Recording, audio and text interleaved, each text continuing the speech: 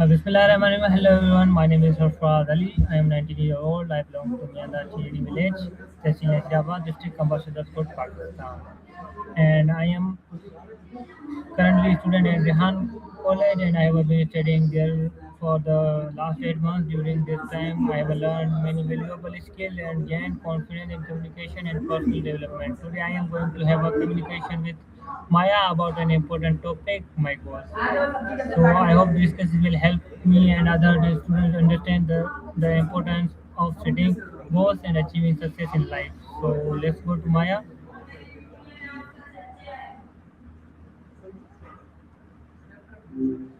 Hey, what's up? Hello, Maya. What's up? Not much, just hanging out. I'm ready when you are for those questions about goals. Okay, so today I would like to talk with you about my goals. I will ask you 30 questions and I hope your answer will help me learn more about setting and achieving goals. I'm all in. Fire away with the first one. Okay, I'm so listening. what is the goal? It at its simplest, a goal is just a target you've decided to hit. It's that specific thing you want to achieve or a version of yourself you want to become. Without one, you're kind of just drifting. With one, you've actually got a destination. What's the second question on your list? Okay, so my second question, why is important to have a goal in life? I think you might have misheard me. I said a goal, not a golden light. I'm guessing you're sticking to the topic of goals. So, to answer that, it's important because it gives your energy a direction. Instead of just doing things, you're doing things for a reason, which makes the whole process feel a lot more rewarding. What's next on your list? So my next question, how can goals help us success? Yeah, I'm not entirely sure I follow you there. Could you say that again? How can goals help us succeed? I'm still a bit lost on what you're referring to when you say both and fix. Are you talking about the target and the destination we mentioned, or something else entirely? Okay, so my next question, what are short-term goals? I'm not sure I catch your drift. Are you asking about something you found on Google, or is that part of your list of questions? Good. So my next question, what are long-term goals? Long term goals are the big picture things you want to achieve over a longer stretch of time, usually years, sometimes even a decade. Think of them as your North Star. They keep you moving in the right direction even when the day to day stuff gets messy. What's question four is? So my next question, how can a student set effective goals? For students, the secret is usually in the balance. It's about mixing those big dreams with tiny, manageable wins. Instead of just saying, Nice. So who are we talking what, about? what is the SMART goal method? I think you mean the SMART goal method. It's a framework to make sure your goals aren't just vague wishes. It stands for specific, measurable, achievable, relevant, and time bound. It basically turns a someday dream into a concrete plan. Does that make sense, or do you want the breakdown of what each letter means? Why is planning important for achieving goals? Planning is basically the roadmap for the journey. Without it, you're just hoping for the best, which is a risky way to get things done. When you have a plan, you know exactly what needs to happen, who's doing what, and how to handle it when things inevitably go sideways. It keeps the team aligned so everyone is pulling in the same direction instead of just spinning their wheels. What's next on your list? So my next question, how can I stay motivated to achieve my goals? Motivation is a bit of a trick. It's great for getting you started, but it's not very reliable for the long haul. The best way to stay motivated is to find your why. If you know exactly why this goal matters to you, that's what carries you through the days when you just don't feel like doing the work. Plus, celebrating the tiny wins along the way keeps the momentum going. Do you feel like your motivation dips more at the start or once you're halfway through? Okay, very nice. So my next question, what should I do when I lose focus? First, just give yourself a break. Beating yourself up for losing focus only makes it harder to get back into the zone. I'd suggest doing a quick reset, maybe a 5-minute walk or some deep breathing to clear the mental clutter. Once you're back, try breaking your next task into something so small it feels almost too easy to fail at. What's question number 9?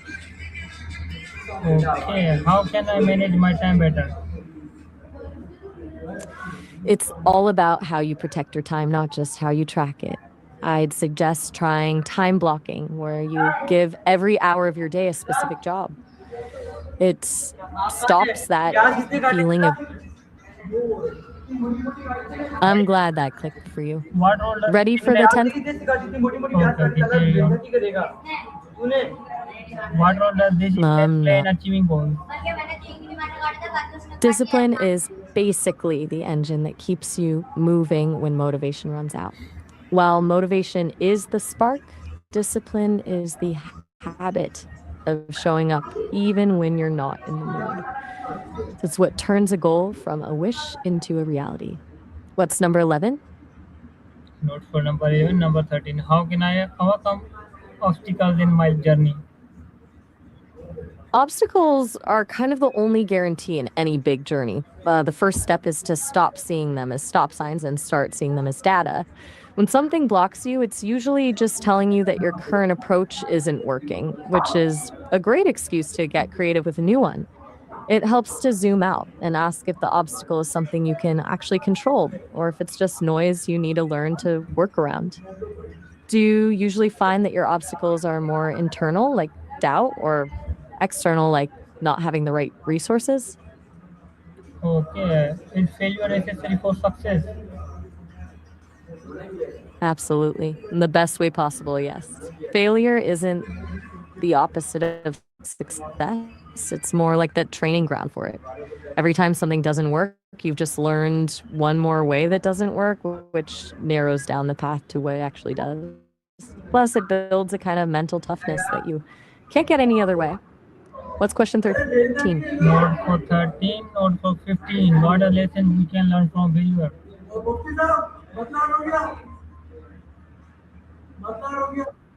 That depends on where here is. Are we talking about the failure we just discussed or something else? I'm a little confused. Who is Romeo? I think we might have drifted off the goal list for a second. Okay, very good. So my question number 16, how can students improve confidence? Confidence isn't something you're born with. It's a muscle you build. For students, the best way to do that is through micro wins. Instead of trying to conquer the whole mountain at once, just focus on winning the next 10 minutes. Every time you follow through on a small promise to yourself, your brain starts to believe that you're someone who gets things done. And that's where real confidence comes from. Do you Okay, feel like you're more held back by a lack of confidence in your abilities or just the fear of what others might think? okay, very nice. So why is consistency important? Consistency is the difference between a spark and a fire. It's essentially the compounding effect of your efforts. Doing something perfectly once doesn't change your life, but doing it decently every single day creates a massive shift over time. It turns a difficult task into a natural habit. And that's when you stop relying on willpower and just start moving forward. What's next on the list? Question number 18, how can positive thinking help us achieve goals?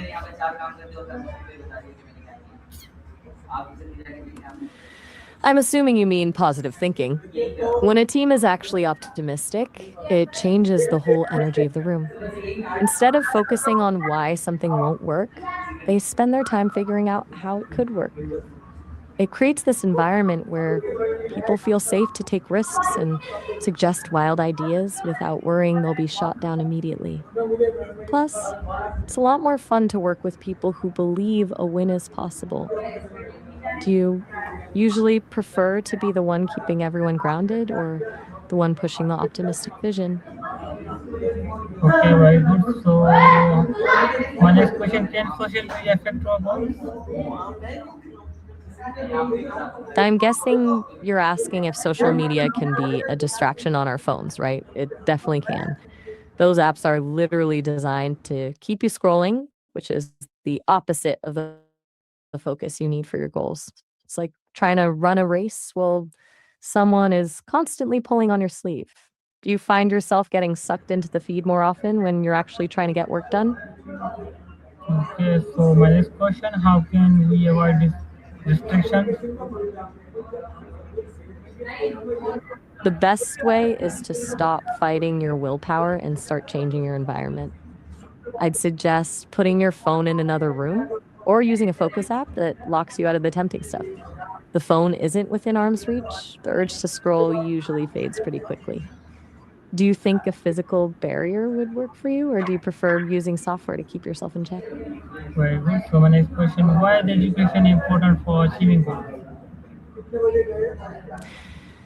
Education gives you the tools to actually build the bridge to where you want to go. It's not just about a degree or a textbook, it's about learning how to think, how to solve problems, and how to acquire new skills as you go. Without that foundation, you're essentially trying to navigate a new city without a map. What's number 21? Question number 22: how can reading books help us reach our goals? I think you're asking how reading books can help you reach your goals, right? Books are like shortcuts. They let you learn from someone else's years of mistakes and triumphs in just a few hours. Instead of having to figure everything out through trial and error, you get a proven playbook to follow. What's number 23 on the list? Good. So what habits can help us become successful? Success is rarely about one big move, it's usually about the small, boring things you do every day. And say start with a morning routine that centers you, something simple like hydrating or a quick bit of movement. Then prioritize your hardest task first thing in the day so you don't spend the rest of your afternoon dreading it. And honestly, one of the most powerful habits is just a daily reflection or journaling to make sure you're actually moving toward your goal and not just staying busy. Which of those sounds like something you could actually stick to? Okay, very nice. So my next question: how can we measure our progress? The best way to track progress is to stop looking at the finish line and start looking at your trail. I'd suggest keeping a simple log or a habit tracker, something where you can visually see the days you showed up. When you can see the streak growing, it becomes a game of not wanting to break the chain. And that's a huge motivator. Do you prefer tracking things digitally, or are you more of a pen and paper person? Very good. So why is self-improvement important? I'm assuming you're asking why implementation is important, right? Ideas are great, but they're essentially worthless if they just stay in your head. Implementation is where the magic happens because it's the only way to actually turn a thought into a result. It's the difference between dreaming about a better life and actually living one. Do you find that you're better at the planning phase or the actual doing phase? Okay, how can we stay focused on our future? The trick is to keep your future self as a real person in your mind. Instead of thinking of the future as some vague one day, try to visualize exactly how your life looks when you've hit those goals. When you're tempted to get distracted or give up, ask yourself if the action you're taking right now is helping that future version of you or making things harder for them. It Okay, turns a daily struggle into a partnership with yourself. okay, what Do you have a specific? I'm all ears. I'd love to hear what you've got pictured for your life down the road. okay, what should we do if our goals change? That's actually a great thing because it means you're growing.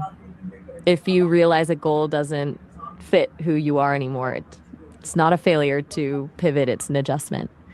The key is to be honest with yourself about why it's changing. Are you moving towards something better, or are you just avoiding something hard? Once you figure that out, you just update the map and keep moving. Do you feel like your current goals are pretty set in stone, or are you still in the exploring phase? Okay, how can students balance studies and personal goals? That's the ultimate student struggle, right? It's all about setting clear boundaries. I'd suggest creating zones for your life. Like when you're in your study space, the phone goes away and it's 100% academic time. Then when you're in your person time, you actually let yourself fully unplug from the books. The guilt of not studying usually ruins the relaxation, and the stress of relaxing ruins the studying. So just pick one and be all in for that moment.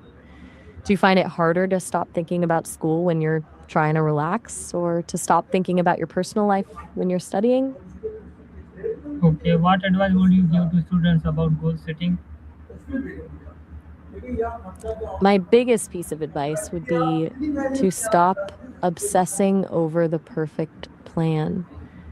Most students spend so much time polishing their goals and organizing their planners that they never actually start. But the best plan is a messy one that you actually execute. Just pick a direction, take a small step today, and let the data from your mistakes guide you. Does that feel doable, or does the A perfect plan feel safer? Okay, very good. So my last question: what is the most important thing to remember when you're setting goals? I'm assuming you mean pursuing goals. Yes. The most important thing is to remember that the journey is where the actual growth happens, not just the destination. If you only focus on the finish line, you'll spend the whole time feeling like you haven't arrived yet. But if you realize that the person you're becoming while you're working toward those goals is the real prize, the whole process becomes a lot more rewarding. That's a wrap on all 30. How do you feel after going through that whole list? Thank you, Maya, for answering my question and sharing your valuable thoughts about goals. I learned that success requires clear goals, hard work, consistency, confidence, and patience. This discussion has motivated me to stay focused on my dreams and continue working towards a better future. Thank you so much, Maya. You are so anytime. It was a pleasure thinking through all of that with you. I'm here whenever you want to dive into something else. Wait, I'm Thank you so much everyone for watching this video. I hope you are enjoying this discussion and learned something useful about goal setting and success. If you found this video helpful, please like, share and subscribe to my channel. Remember, your future depends on what you do today and not tomorrow. Set your goals, work hard, never give up, and see you in the next video.